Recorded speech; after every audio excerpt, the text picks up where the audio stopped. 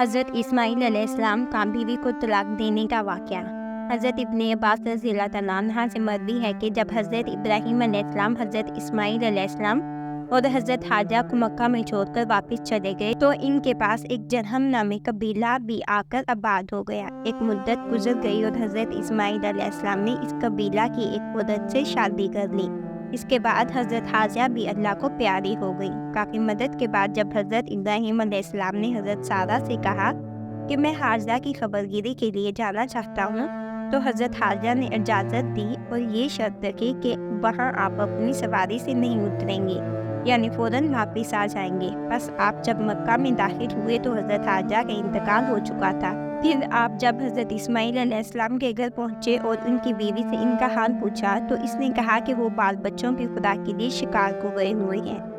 واضح رہے کہ مکہ کی زمین میں زراعت وغیرہ نہیں تھی اور حضرت اسماعیل علیہ السلام حرم سے باہر جا کر شکار پکڑ لاتے تھے۔ بس جب حضرت ابراہیم علیہ السلام نے حضرت اسماعیل علیہ السلام کی بیوی یعنی اپنی بہو سے کھانا طلب کیا تو اس نے کہا کہ نہ میرے پاس کھانا ہے، نہ کوئی دوسرا آدمی ہے کہ یہ انتظام کر سکے۔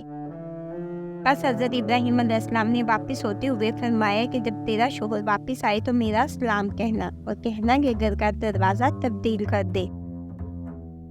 یہ کہہ کر آپ چلے گئے اور جب حضرت اسماعیل علیہ السلام واپس آئے تو انہوں نے اپنے باپ کی خوشبو کو معلوم کر کے زوجہ سے دریافت کیا تو اس نے حقارت آمیز لہجہ میں کہا کہ ہاں فلاں فلاں صف کا ایک برا آدمی آیا تھا۔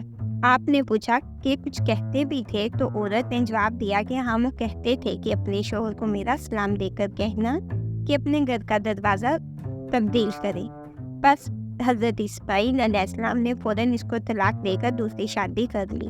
کچھ عرصہ بعد حضرت ابراہیم علیہ السلام نے اپنی زوجہ سارہ سے حضرت اسماعیل علیہ السلام کو ملنے کی خواہش ظاہر کی تو انہوں نے اجازت دی اور پھر وہی شرط لگائی کہ سواری سے آپ نہیں اتریں گے اور فوراً واپس آ جائیں گے۔